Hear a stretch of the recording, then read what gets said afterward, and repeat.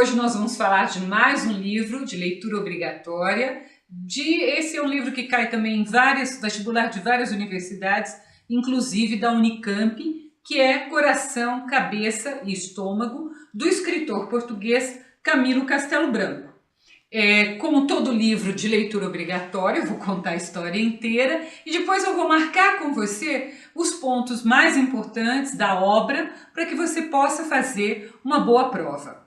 Então, primeira coisa que você tem que saber é que esse livro foi escrito lá no século XIX, é um português de Portugal, então ele é bem difícil, tem termos que nós não conhecemos de forma alguma, então eu escolhi esta edição e tem notas explicativas no final. Apesar de ser um livro de domínio público, que você encontra na internet, se você quiser baixar, se não tiver notas explicativas, é bem complicado, a leitura torna-se bem complicada. Então vamos lá. Por que esse título tão estranho, né? Coração, Cabeça e Estômago? Porque essas são as três fases da vida. Coração, quando a gente é jovem, nós somos guiados pelas emoções, né? É o coração que nos guia.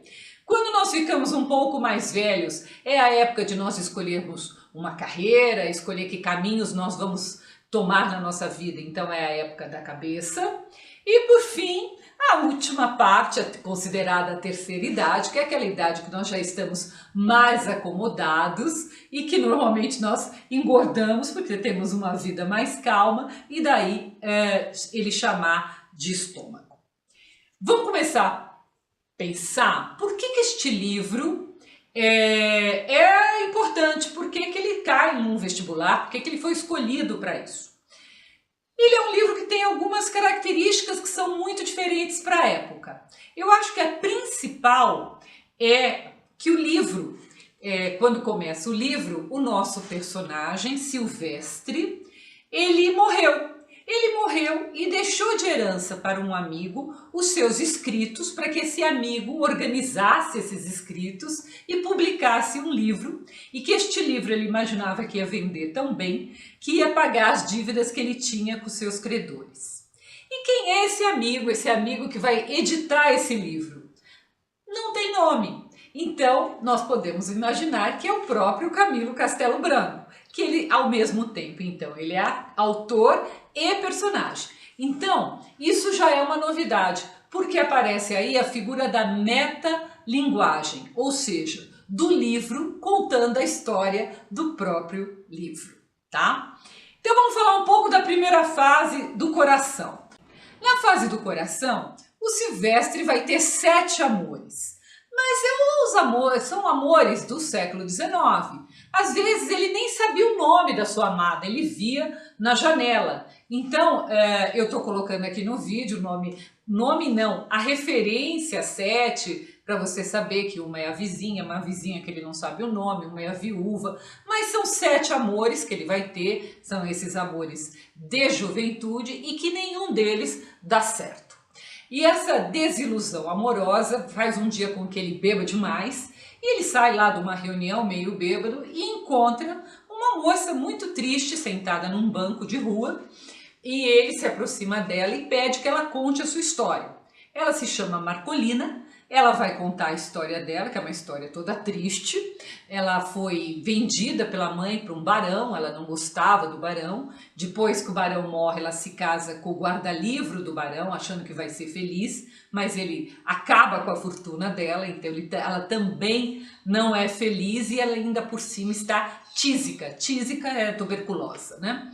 E aí o nosso Silvestre, meio bêbado, impulsivo, ele fica com tanta dó da Marcolina que ele leva a Marcolina para viver com ele lá na cidadezinha dele. A sociedade leva um susto, como assim se amigar naquela época com uma mulher desconhecida e que não era assim uma moça de família, mas ele não se importa, e logo depois a Marcolina morre. E aí quando ela morre, ele se pergunta que será que aquela moça, que nem era moça de família, né, considerada na época moça de família, se ele amou aquela moça. E ele Sim, ele amou a Marcolina. E agora então o coração dele, ele não vai mais se guiar pelo coração, ele está triste e ele vai passar então para a fase cabeça, que é a fase mais intelectual. E aí na fase cabeça, ele tem uma ambição, nessa segunda fase do livro. Ele tem uma ambição que é se tornar ministro da coroa.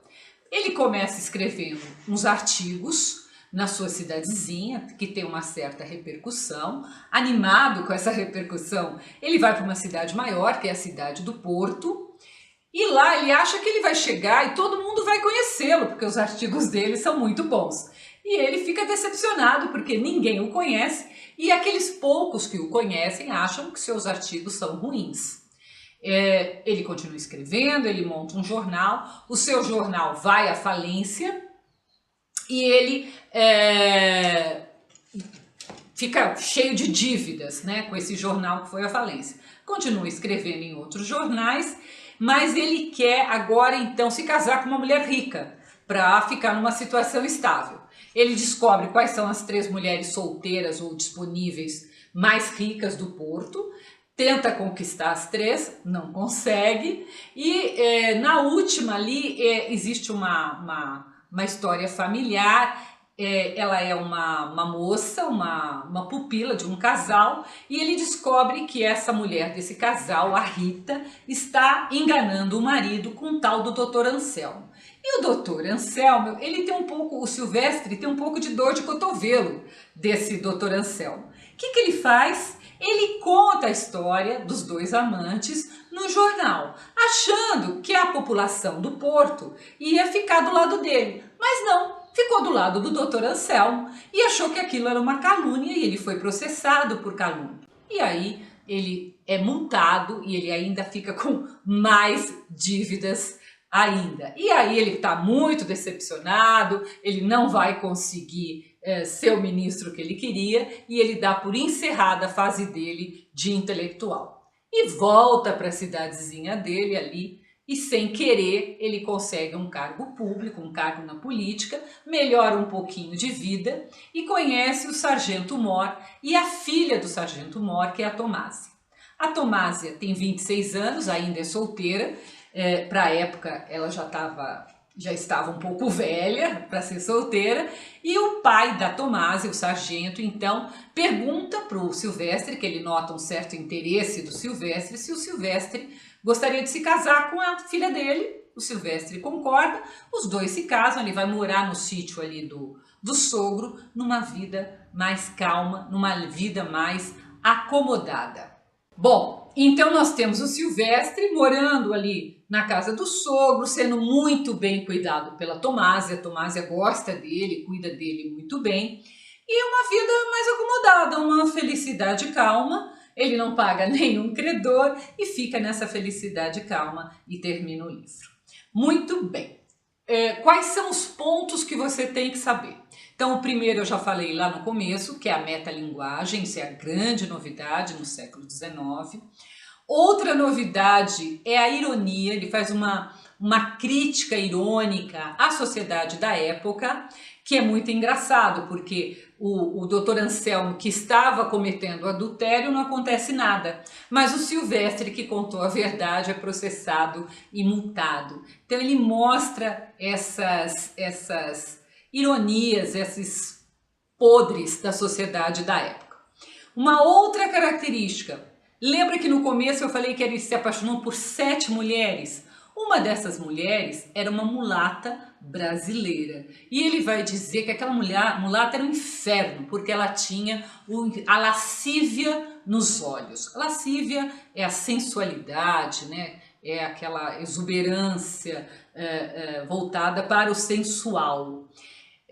Nós vamos ver muito isso em romance, né? A mulher brasileira sempre ligada à sensualidade. Nesse livro vai aparecer em 2 momentos. Com a mulata e depois com a amante do Dr. Anselmo, que é a Rita, que também é brasileira. Então não é uma portuguesa que está envolvida nesse escândalo, é uma brasileira que, né, deve ter lá os seus méritos na sexualidade e por isso é amante do Dr. Anselmo.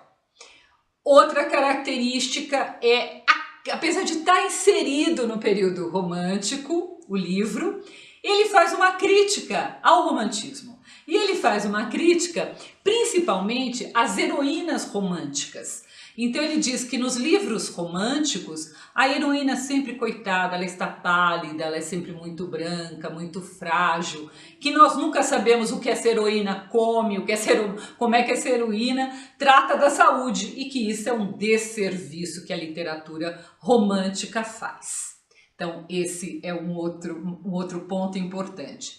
E por fim, ele é um romance que tem duas vozes conversando o tempo todo. A voz do Silvestre e a voz desse editor, que comenta que a escrita do Silvestre é ruim. No meio ele coloca uns poemas, ele diz que os poemas também são muito ruins, que a escrita é uma escrita complicada. Então nós temos a voz desse editor e nós temos a voz do Silvestre. Então nós temos um romance polifônico com mais vozes, né? Nós não temos um único narrador, nós temos mais de um narrador. Então são todas essas características que tornam esse romance um romance diferenciado, um romance importante a ponto de ser pedido em um vestibular. Se você quiser ler a resenha, ela tem mais alguns dados, ela está no meu site www.miriambevilacqua.com.br, e não deixe de se inscrever aqui no Bíblio. Nós já temos vários posts sobre livros que caem no vestibular, que você pode buscar, mas vamos ainda colocar muitos outros. Até o próximo post.